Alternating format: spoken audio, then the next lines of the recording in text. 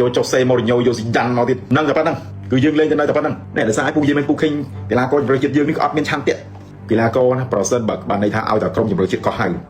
សឹងតែគេយកជីវិតទៅលេងហ្មងនេះសម្រាប់ស្រុកគេអានេះក៏ប៉ុន្តែដល់ពេលជម្រើសជាតិយើងវិញមិនឯងពាក្យឲ្យជម្រើសជាតិឲ្យយកទៅ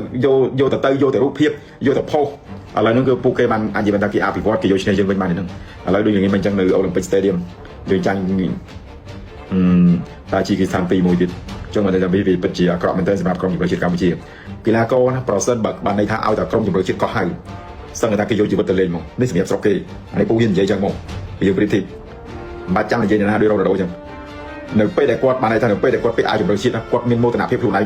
បានន័យថាគាត់បានចូលរួមគាត់បានជួយជាតិរបស់គាត់អញ្ចឹងវាមិនងាយចេះតែកីឡាករណាបានពាក់អាវជម្រើសជាតិទេក៏ប៉ុន្តែដល់ពេលជម្រើសជាតិយើងវិញមិនឯងពាក់អាវជម្រើសជាតិឲ្យយកទៅរូបភាពយកទៅផុសពាក់អាវជម្រើសជាតិដើម្បីទៅលេងឲ្យទៅបានទេណាអ្នកដែលសារឲ្យពួកយើងមិនពួកឃើញកីឡាករជម្រើសជាតិយើងនេះក៏អត់មានឆន្ទៈហ្មងអានេះចង់បានន័យថាលេងក៏លេងទៅចាប់ក៏ចាប់ទៅចាញ់ក៏ចាញ់ទៅឈ្នះក៏ឈ្នះទៅអានឹងវាបាត់អាសុទ្ធតែថេនិយមបាត់អាភាពជឿជាក់លើខ្លួនឯងជាពិសេសគឺស្មារតីអ្នកស្មារតីជាមួយជាតិយើងជាតិនិយមនេះយើងវាអត់មានដូចគេលេងឲ្យតែបានពេលខ្លះពូមើលឃើញពូកវីក៏បានពូនិយាយមិនពូអត់ពេញចិត្តមកអត់សប្បាយចិត្តឃើញការប្រកួតប្រជែងរបស់គេទោះបីក្រុមដែលមានកម្រិតមធ្យមក្រុមដែលមានកម្រិតខ្សោយគឺពួកគេបានន័យថាឲ្យតែគេពាក់អាវជម្រើសជាតិគេមានមោទនភាពខ្លាំងណាស់